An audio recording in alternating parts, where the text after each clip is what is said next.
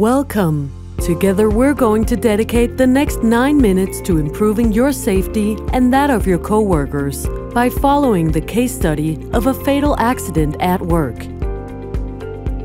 More than 100,000 accidents at work are reported annually in Finland. Of these, approximately 1,000 are caused by hazardous substances.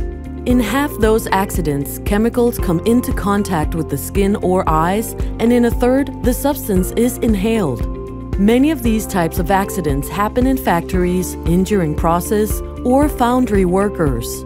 And of those injured, around 45% are under 35.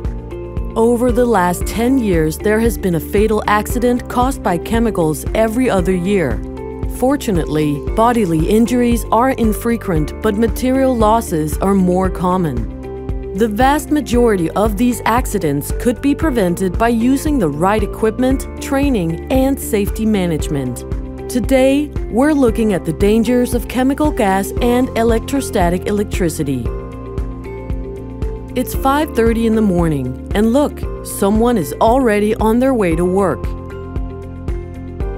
Before work can start, though, there are many risk factors to take into account, like the weather, used chemicals, equipment, and workplace conditions. At 6 a.m., it's time to get going. The first task for an experienced surface finisher is painting the parts of a propeller body with a high-pressure paint spray gun. The parts were brought to the paint shop the day before.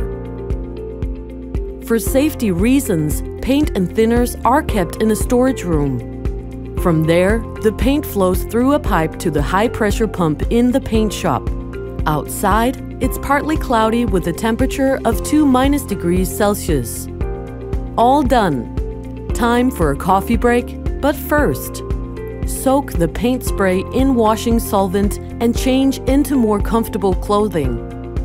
What do you think are the risk factors in this situation?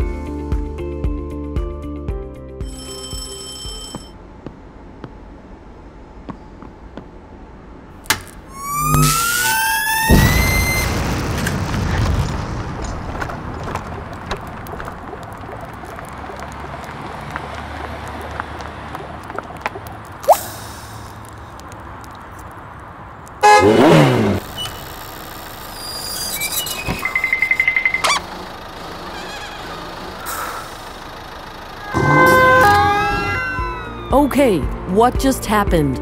Let's rewind and go through the incident from a scientific perspective. The barrel, thought to be empty, still contained some epoxy thinner. Epoxy thinner OH17 is classified as an easily flammable liquid. These kinds of flammable liquids vaporize strongly when left in an open container at room temperature. The barrel cap was open, so presumably the solvent mixture was mainly vaporized. When the vapor blends with air, it can create an explosive gas mixture. If the risk of a spark is added to the mix, the probability of a fire or explosion is highly likely. Where did the spark come from? When a person walks, they produce static electricity with every step they take. The electrostatic charge builds up where the person's clothing comes into contact with their body and from the friction between the soles of their shoes and the ground. Electrostatic charge can also build up by induction. Induction is when electrostatic charge moves from a charged object through its electrical field to a person. For example, when someone comes to close proximity to a paint spray gun that was electrostatically charged from high-pressure paint flow through the pipe. Practically, electrostatic charge always builds up when a person or an object moves. Two factors affect how much electrical charge builds up: atmospheric humidity and the resistance between the person and the ground. So, electrostatic charge is more likely on a cold winter's day because the relative humidity indoors is lower when the central heating is on. A positive charge on a human body is often discharged when touching or getting close to a negatively charged object. To truly understand why the spark occurred, we also need to understand what grounding means. Grounding is when an electrical charge moves from an object to the ground. Even a small thing left neglected or a simple mistake can have serious consequences. By following these simple instructions, you can avoid most of these kinds of accidents. First, prevent the formation of an explosive gas mixture. Have targeted ventilation, closed processes, and ventilation in workspaces. Keep all containers holding chemical closed so that vapor cannot escape. The paint waste barrel that exploded was inside the paint shop, contrary to instructions.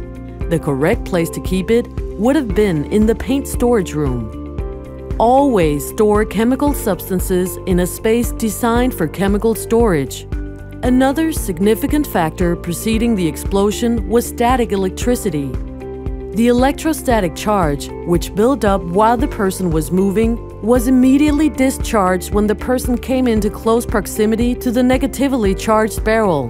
This caused a spark. The spark ignited the gas mixture and the barrel exploded. The buildup of charge can be prevented by using the right anti-static equipment. In these kind of working conditions, anti-static shoes must be worn. Anti-static shoes, in addition to anti-static workwear, could have prevented the explosion and saved a life. A tidy workspace and grounding cables are important additional safety measures. The working spaces need to be kept clean and checked regularly. Paint stains act as insulation and so prevent electrical conductivity of the surfaces. The most important thing to remember is to take care that all metal parts and containers in ATX spaces are properly grounded. Better positioning of the emergency shower could also save the life of a panicked worker. A safe work environment and working methods needs to be ensured by regular inspections. Next, stick to workplace rules and instructions. When the surface finisher went for his coffee break, having finished the paint job, he changed into his comfortable clothes. His error was that he did not change back into his anti-static workwear afterwards.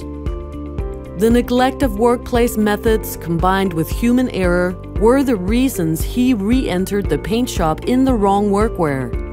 According to the instructions, a paint spray gun should be washed immediately after finishing a paint job while wearing an anti-static overall. For particularly dangerous tasks, regular training and plenty of practice are both essential. It cannot be overstated. It is vital to train employees well so they are competent and aware of risks. Many factors contribute to a safe workplace, but the most important of them is attitude. Let's look after our safety and each other's so we can all get back home safely at the end of the day.